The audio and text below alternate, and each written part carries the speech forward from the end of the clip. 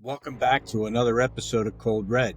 I'm Ray Carr, and with me always is Fitz. Fitz, how are you tonight? I'm doing pretty good, Ray. Just the two of us tonight, isn't it? It is. I think it's a nice change of pace. I want to let our audience know that this season, we here at Cold Red Podcast are dedicating an entire season to the case that both Fitz and I had the opportunity to work when we were with the FBI. It's called the Center City Rapist case, and we're going to have some interesting guests, or we've had some interesting guests so far. We're going to have more that were directly involved in this case and its aftermath. Today, Fitz and I thought that because there was so much information that was kind of let out in the first 4 episodes, that we would discuss the details surrounding the case that retired Philadelphia homicide detective Chuck Boyle and Sylvester Schieber, the father of Shannon Schieber, who was a young student that was murdered at the hands of the Center City Rapist. But before we get into that, Jim, I know you might want to have something to say about this as well. Yeah, only that we haven't gone there yet, but we keep calling this the Center City Rapist case. But from a geographical perspective, we could argue geology. This is also the Fort Collins, Colorado case. And that's where this story winds up and eventually ends, but we're not quite there yet. Yeah, Ray, and I want to thank you. You kind of, we go back and forth over our previous episodes, who our guests are, but you kind of came up with this idea to do a season-long arc, if you will, on the Center City and Fort Collins, Colorado case for all of season 7. You put the witnesses together. I knew Chuck Boyle from 50 years ago when we were store detectives together. We had him on a season or 2 ago as one of our guests. We kind of briefly mentioned the Center City rape case then. But we all know there's so much information in that case. And I have an announcement to make a little bit later about some more of that information. But Ray, why don't you share with us, because I'm not sure I even know the details. Where did the idea come from to not just have separate guests this season like we normally do, like most podcasts do, but to really make it almost a serial season for us? One case, one bad guy. Jim, it starts off sad because the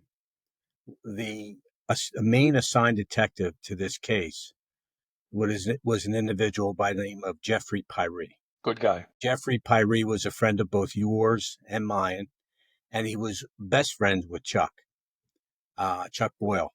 And when he passed in February. And he's a retired Philly detective. He's a retired Philly detective, as is Chuck. Chuck called me, and I was very thankful for that. And I went up to Northeast Philadelphia to Jeffrey's funeral. Chuck and I talked, and like we always do when we get together, we talked about the Center City Rapist case and how it kind of stuck with us almost 30 years later, and it kind of still kind of resonates with us. And it does with you too, I know. And Chuck said to me, he goes, Ray, he goes, I want to get your advice on something to see what you think. I was thinking of reaching out to Mr. Schieber, and I need to resolve any feelings or anything that's going on between us. And I said, I don't know Mr. Schieber that well, but I said, he seems like a pretty reasonable person. I said, he may be very interested in talking to you, Chuck. I says, I'd be interested to find out what happens. Well, Chuck reaches out to Mr. Schieber, and he drives out into Western Maryland, where Mr. Schieber lives, him and his wife,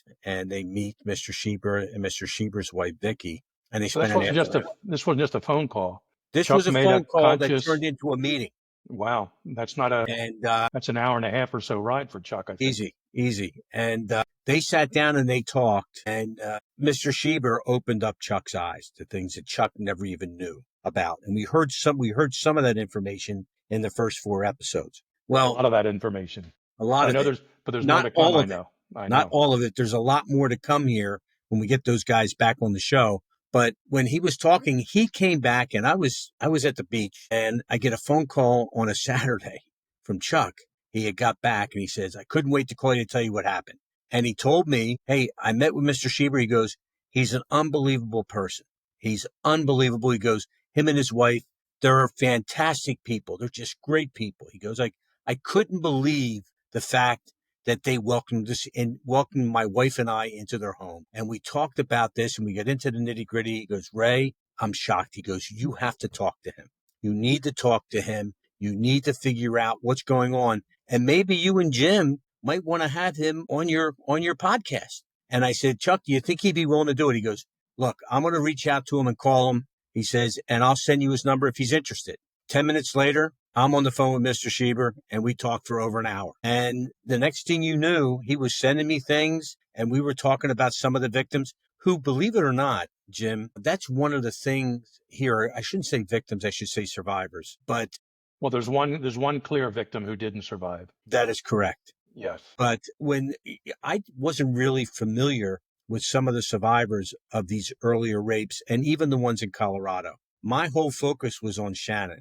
I wasn't even aware of the names of some of these individuals. I just knew that the events had taken place. And I wasn't aware of some of the information that really came about that we weren't even familiar with, you or I or Chuck or Jeffrey, until Mr. Schieber kind of shed light on this for us. And that's the whole reason why we're talking about this, because we want to bring light to what happened, how wrong it was that what happened, and hopefully prevent it from ever happening again anywhere in the United States. And Philadelphia is not the Lone Ranger here. There's many other cities, many other survivors and victims in other places throughout this country that have gone through the same thing that the individuals here in Philadelphia and Colorado have gone through.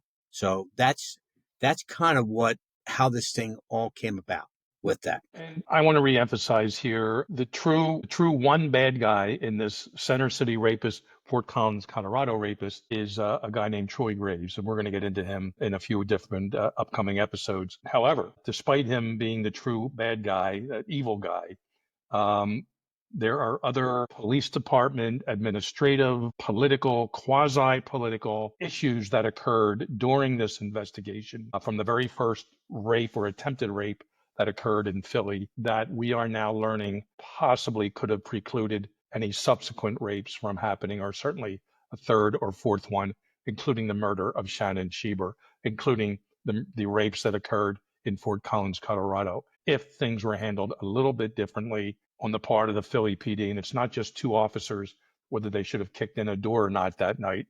And we can come back to that a little bit in this episode and maybe even in a future episode. But certainly from a holistic concept, from the relatively new police commissioner, Timoney, on down to his staff and people in charge of sex crimes and homicides and how these things were categorized and coded and mistakes made. And Ray, that's, I think, from the very first episode of Cold Red. We're here about the victims. We're here about survivors. We're here about how to prevent these types of crimes from happening, or how people can prevent them from happening. And we're here to praise law enforcement when they get it right. And we've done that. And on the whole, law enforcement, or I should say in the end, they eventually solved this case, but there were definitely mistakes made. And we'd be hypocrites and not fair to our audience if, when things do go wrong on the part of law enforcement, even if unintentional, we're not suggesting criminal malfeasance here on the part of any officers per se, but there were certainly decisions made internally to the police department, maybe even plural in Fort Collins. We can get into some of that and down the lines. So yeah, kudos to you for putting this together. I mean, you brought me on this case back in '96 when the rapes first started, and as a profiler, and I was back in my hometown. We didn't even talk about the church presentation I did with some other Philly police officials. We can maybe get into that a little bit later in one of our episodes in an effort to capture this guy, but it still would take a few years after that. So good job in bringing this together. And I'm not even sure we're 1/3 through this season yet in that regard, but that's okay. We're going to get every single piece of detail. There's some people's names that are mentioned, mostly by Chuck Boyle, also by Sil Schieber, and maybe those people will want to come on the air and tell their side of the story. And we can reach out for those, including people at Fort Collins PD who worked the case back in the day. Yeah, we're not done with this yet. We're going to try to go from A to Z on this and everything that people did right. But if there's some things people did wrong, we're going to call that out too. Because we want these to be minimized. No investigation is perfect, Ray. My investigations weren't, yours. Some we worked together, but there are ways to minimize those types of imperfections or mistakes. And looks like Philly PD may have had an opportunity to do that back in the day, but some forces were at work inadvertently, purposefully. We don't really know, that somehow stymied this investigation and prevented this bad guy from getting caught much sooner than he did.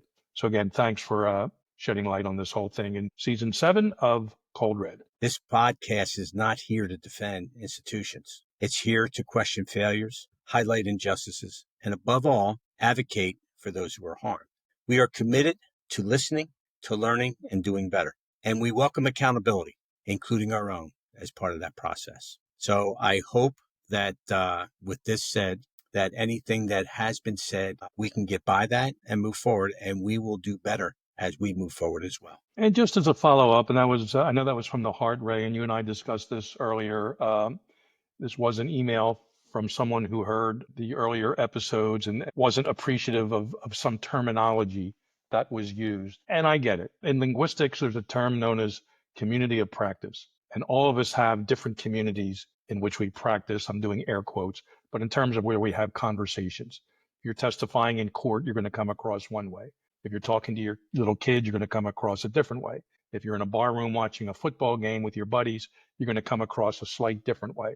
You're speaking English, if that is the language, but you may use code words, you may use jargon, you may use nomenclature that is a little different than every day. And we had 3 law enforcement people and Mr. Schreiber on this podcast. I think all of us at times were caught up in the emotion. No one more than Mr. Schreiber. He lost his daughter some 25 or so years ago now over that, and 27, I think. She would have been 50 right now. We brought that up in our last episode. So we get caught up on things, and we may have put some terminology out there that was suitable for the squad room, suitable for, cops and agents talking to each other, but maybe not for a general audience. So I don't think we have to say too much more than what you did just now, Ray. So we're always conscious of words and language. But I think people, if you've listened to us from early on Cold Red, and the people we've had on board here, the survivors, the victims, we're always very much sympathetic and concerned about how we come across and giving them a platform to speak. So so we'll leave it at that. We're going to, always try to be better. And if we use some sort of squad room talk that perhaps was not appreciated by everyone, we're going to avoid that in future episodes. If you're left alive in this world after a violent crime, I can't imagine a crime that's worse than being raped. Certainly for a woman, for a man too. And we are conscious of people who go through that. So we're going to try to just work on that a little bit in the future, but just realize no ill intentions on the part of me and Ray, and we're going to certainly keep it that way. I want to kind of go through and give kind of a quick recap of the first 4 episodes here. The case we're talking about is the Center City Rapist case in Philadelphia, initially in Philadelphia, I should say, that involved Troy Graves. And it's been scrutinized for potential police mishandling. Although Jim and I are not here to try this case on this show. We're here to provide the facts and the information as presented to us. And then it's you, the audience, that is to determine if there was evidence of an intentional cover-up. 1998, Shannon Schieber, a University of Pennsylvania Wharton doctoral student, was raped and murdered in her Center City apartment. Neighbors reported hearing her screams, and they called police, but the responding officers left after receiving no answer at the door. This incident highlighted significant lapses in police procedures and response to sexual assault cases, as was laid out by Detective Chuck Boyle. When they looked into this further, it revealed a broader issue within the Philadelphia Police Department, where rape victims were often dismissed and their cases were inadequately pursued. This is a systematic failure that allowed offenders like Graves to continue with his crimes unchecked. Graves committed a series of rapes between 97 and 99 in Philadelphia and murdering one person, Shannon Schieber. He relocated to Colorado and he continued his assaults until his arrest in 2002. And we're going to talk about all that. DNA evidence, and we're going to talk about that as well, played a big part in this. Now, while there's no concrete proof of a deliberate police cover-up, or at least not that's been laid out, I think that the information that's going to be provided will let you make that decision whether you believe that there was a deliberate police cover-up. But definitely that shows that there was a mishandling and neglect in addressing sexual assault reports that contribute to the climate where such crimes were allowed to continue. This case, in my opinion, underscores a critical need for law enforcement reforms to ensure that victims are heard and justice is served. Again, very eloquent, Ray, and you said it before. It's not only the Philadelphia Police Department or Fort Collins Police Department in this case, but a lot of agencies were maligning their numbers for various political reasons. They certainly don't want rapes to keep happening in their towns or cities or other types of crimes, but this was a common ploy back in the day, especially in election years, as we've learned. But I know a lot of people had stepped up in the meantime. Remember, I said 1996 earlier. The first rapes were 1997. Shannon Schieber killed in May of 1998, and a lot of reforms have taken place, justifiably. I think the internet has really opened up options in that regard, and departments are reporting these types of incidents much more regularly now, and people, and certainly the vulnerable people out there, children and women, but certainly anyone, will have more knowledge at their fingertips when these types of crimes occurred, and maps and where these things are happening, and they can be even more on guard. Number one, to prevent yourself from being victimized. And number two, maybe to help to catch the guy or bad guys who are involved in this type of crime. So we're definitely better than we were in the late 90s nationwide, but we still have to stay vigilant and we still have to stay on top of this. And Ray, I want to segue into something. We didn't get into this, and I'm not sure in a regular episode we would, but here's just a little sideline that I'm of this case that I'll never forget from sort of a professional level on my end, and that is as the profiler that you mentioned that was brought into the case from Quantico. We were working geographic regions back then. I had the Mid-Atlantic states up through New England states. Anytime a serial set of crimes would occur, you or someone in another division like you, being the National Center for the Analysis of Violent Crime coordinator, would contact us in Quantico. Long story short, you did. I was involved in this case. There was a brand new profiler on the squad with us. He came out of another unit in our division at Quantico, and he didn't really have the behavioral training that the rest of us did, but he was a good investigator. He was a good guy. He meant very well. And this is how cases can sometimes go south, and one sentence can really alter a lot of things. Bottom line is, I was the profiler assigned to this case. I was, from my end, making decisions through you how to handle this from a behavioral perspective. Media coverage. I came up and did a church talk in 98 after Shannon was murdered. But our unit chief wanted this senior agent, but new to being profiling, he wanted him to write the report, give him the experience of how to write the report on this case, and hand it off to the PD to know how to best analyze this case with all the factors therein that we see as profilers. I'm dragging this out a little bit, but in halfway through his report, he put a line in there after the death of Shannon Schieber that, I don't have the exact quote in front of me, but essentially that it's his opinion as a profiler, based on all the elements of the case that he studied, that it's relatively clear that when the two police officers were knocking on the door, and I forget, right, 12:30, 1:30 a.m., give or take. Close to 2 o'clock in the morning. Okay. People heard noises around earlier, but around 2 o'clock, they show up, knock on the door, no one responds. They don't kick the door in, meaning the police officers, despite their neighbors saying maybe they should, and they leave. Well, this brand new profiler put those exact words almost in his report, that essentially the officers knocked on the door, and it's very possible, according to other evidence, the autopsy report, time of death, it's very possible that Shannon Schieber was actually being killed at the time the officers were knocking on the door, keeping the pillow over her face, whatever, in that regard, to keep her quiet. It was almost a throwaway line that this profiler put in there. I never reviewed his report. My unit chief did, and he missed that line. And no one's saying what this profiler wrote wasn't accurate, but it's probably something that we just didn't quite have enough factual evidence to put in that report. The supposition is a strong one, but I probably wouldn't have put that exact line in that report. But this profiler did. It went to the Philly PD. It got put in their filing system. A few years later, the Schieberts filing for Freedom of Information Act through the Philadelphia DA's office got this report, read that line, and while they had other issues with the case of why their daughter was murdered and this guy wasn't caught before, that line certainly hit them like a ton of bricks. And that was one of the major factors in one of them, not the only one, but one of the factors in why they decided to file the lawsuit. So here, this brand new profiler, seasoned FBI agent, not a kid at all. First case he's ever worked as a profiler, even though I'm kind of running the case itself from a profiling perspective. He puts this report together and he winds up being deposed over, a day or two on his report. And that sentence, he winds up going whatever type of hearings or trials there may have been, he's testifying in that. And that's really made the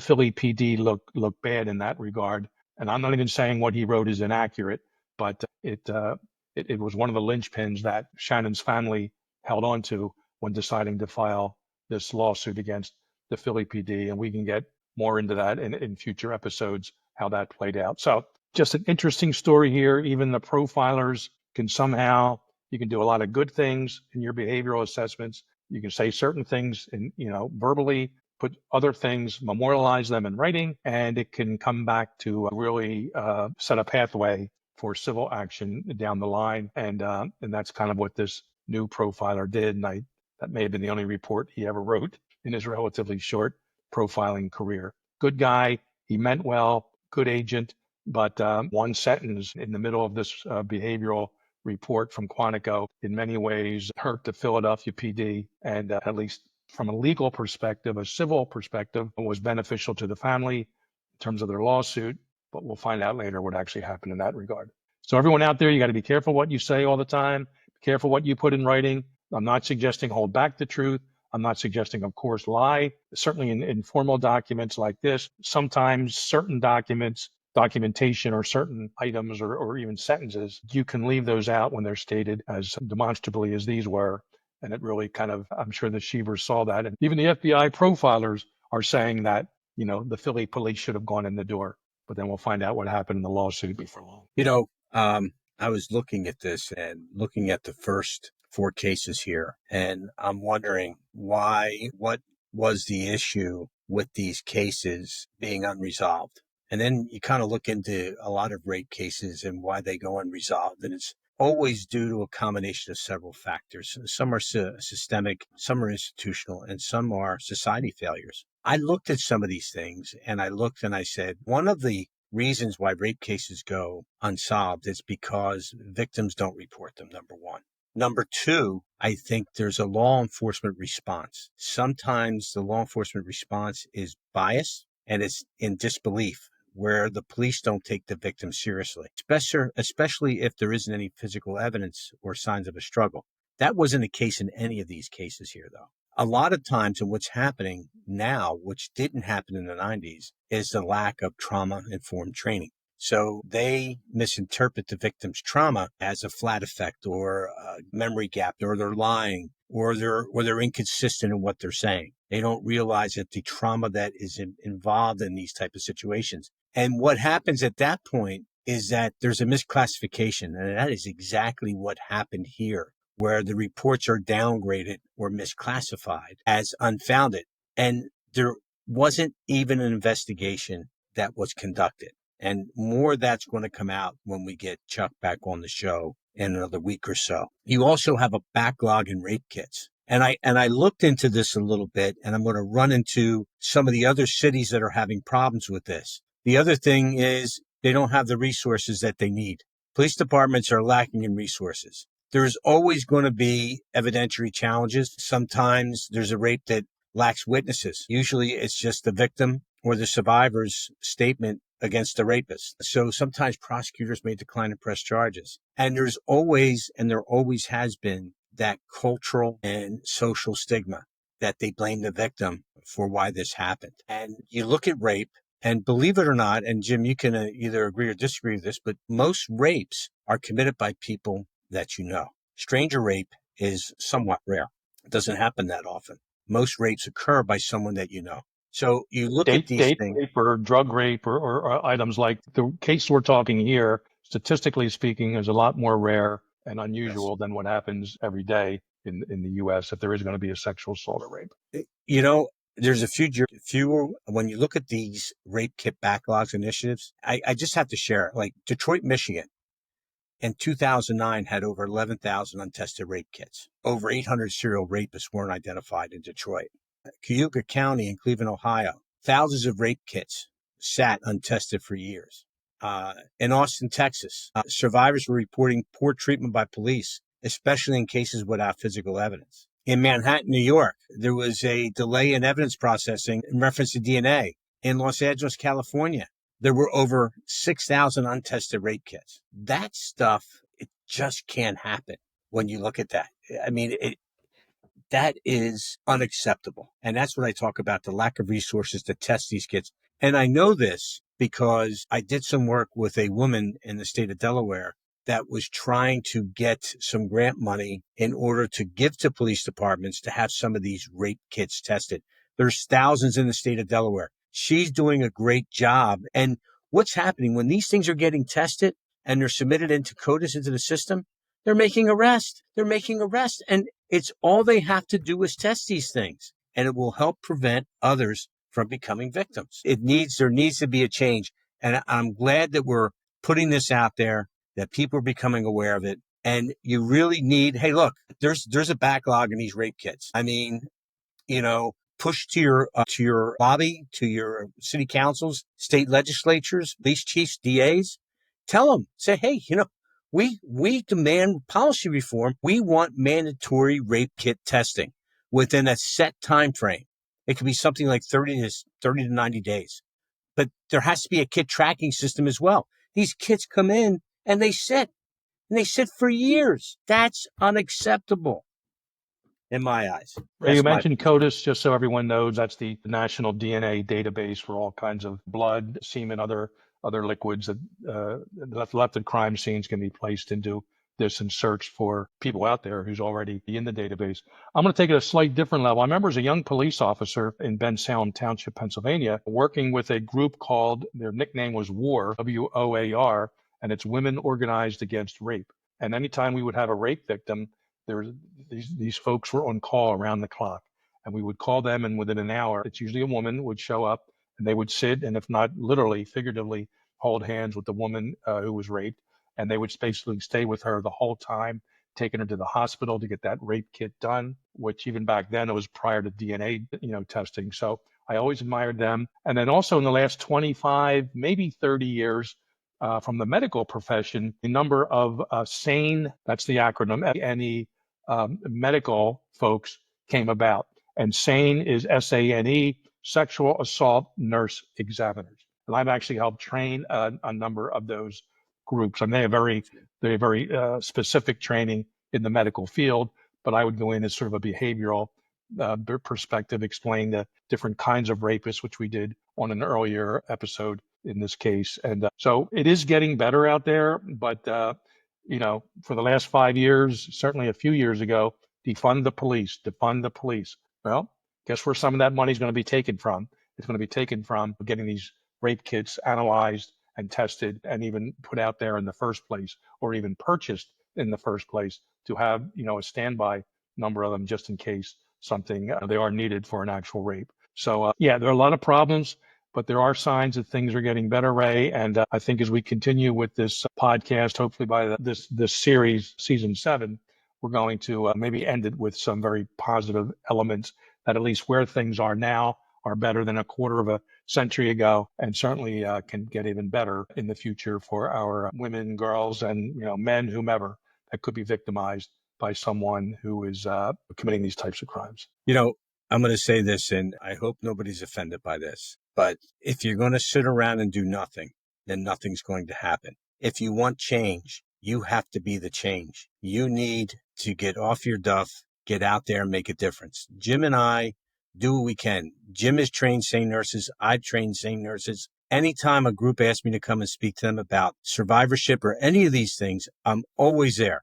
You need to be the change. You can't expect someone else to do it for you. If you do, all you're going to do is just wait and nothing's going to happen. Make it happen. You guys get out there, start talking to people, get together in groups, and start making a difference. You can make the difference, and you really, really can. And it's not that hard. You just have to believe in yourself. You start out with 2 or 3 people, and trust me, it will grow. I promise you it will grow.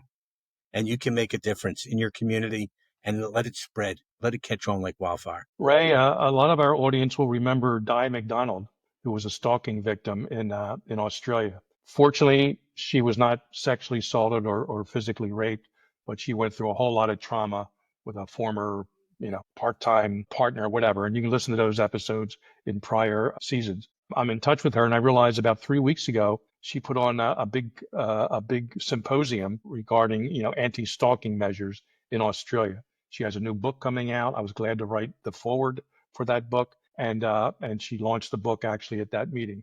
And I happen to know through friends who attended and others, it was a very successful conference, and it's really shedding the light, certainly in Australia, or brightening the light about what stalkers can do, how bad they can be, and certainly that could lead to rape, no question about it, if not worse. Credits to the officers who worked that case, Beck Norris, and of course, Di McDonald, survivor, she prefers to be called, and the other police involved, and a little bit of a role I played in it. And we were very glad to bring her on Cold Red and see what they've done in Australia for doing their best to fight this problem with stalking. So I know we have some of that here in the States, and we need to make sure that it's no one drops the ball on this, not only in terms of stalking, but also sexual assault. I want to say here too, we're still due process people. You can't just accuse someone and automatically that person's a rapist. It has to be, of course, litigated through the courts, be it civil, be it, criminal, if it's truly a rape case. So no one wants to suspend, habeas corpus or the laws of the land here. I mean, a criminal case or a civil case still has to be made. But let's not be afraid to do that if you, in fact, have the goods, have the evidence, and take it from there. So, yeah, I think as sort of a 1/3 halfway point through this series, Ray, I think we've hit on kind of a chance to catch our breath here for folks who listened to the first 4 episodes. And I would say if you haven't listened to those, what you're hearing from us is fine. It's a nice summary, but I'd really think you'd get into the nuance of a lot of what we're discussing here.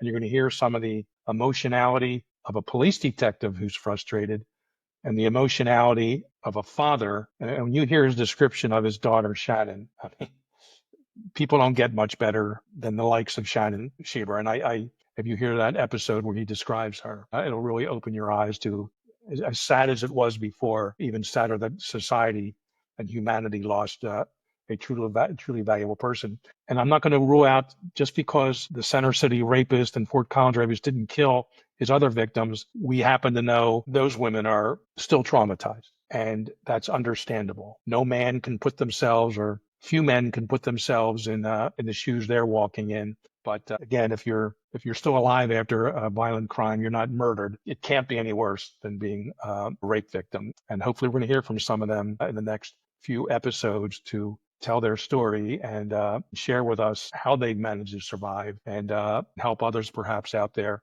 who may listen and take it from there. So again, I hope that this sort of middle section here, this sort of summary, sort of tying some loose ends up, helps our listeners to take on the upcoming episodes in the Center City case. I'll say this in wrapping up, Jim, one of the things that I learned, the greatest lesson I learned from working with rape victims and talking with survivor groups, is the fact that that feeling, that traumatization never goes away. You relive it over and over and over again. And talking to hundreds of victims, they all say the same thing. And my point is that if you're listening and you're a victim, you're not alone. Or you're a survivor, you're not alone. There's others out there. Find them and use them to help you. I know it's not easy. And I'm sorry for what's happened to you. And if there's something that we can do to help you with that, we're all hands on to be able to do that with you. But the thing is that you guys can make the difference, and that's the thing. If you want to go back and listen to some of our past episodes, we've had victims of stalking in D. McDonald from Australia. We've had victims of human trafficking. We've had victims that were prostituted, and how they got out of it and how they dealt with it. Those are the important things. So you can make a difference, even if it's just you. You start with one and you go from there. You got to start somewhere, though. You can't sit back and just wallow. You got to get up and move. Jim has a special announcement that he would like to make tonight. Jim, I'm going to turn it over to you. Yeah, real quick here, Ray. Thanks. A lot of you have been writing me, emailing me, or aware of, or asking me, when is my fourth and final book in my memoir series coming out? And I am proud to say that it will be out by the end of June, early July. So you may know I've written 3 books in my memoir series so far. They're all titled the same, A Journey to the Center of the Mind. Book 1's about growing up as a kid in Philly, getting in trouble, working my way slowly into the field of law enforcement, doing some good things, doing some dumb things on the way. Book 2 is about my 11 years as a Ben Salem police officer, arresting some bad guys and car chases and some bad guys within the police department I had to deal with. Book 3 is about my first 10 years in the FBI, including a long final chapter on the Unabomb case. And book 4 will be the last 10 years in the FBI and my last 17 years since then. And actually an early chapter, as you know, Ray, you're in the book a number of times as a colleague and of course a friend. And I introduced you early on. And we do discuss the Center City Rapist case. And there's even some nuanced information there that we haven't covered yet in the podcast. So thanks for mentioning it. We're going to have some giveaways and some ways that people can get free copies of the book and all that. So we'll be announcing that down the line. But keep looking. It'll be on Amazon, and A Journey to the Center of the Mind, book 4, and certainly the other cases that we've worked over the years together, and of course other cases besides that. So including Ray, and I'll leave it with this. I have a good friend who was murdered in Philadelphia. I know you know about it, and the case is still unsolved. And when you were working in the Philly office, and every couple years you would check informants and say, hey, who killed Joe Welsh was his name in the Olney neighborhood, you know, on this date and this time, and some basic information never came through. And I'm actually going to offer a reward for information leading to his arrest and conviction.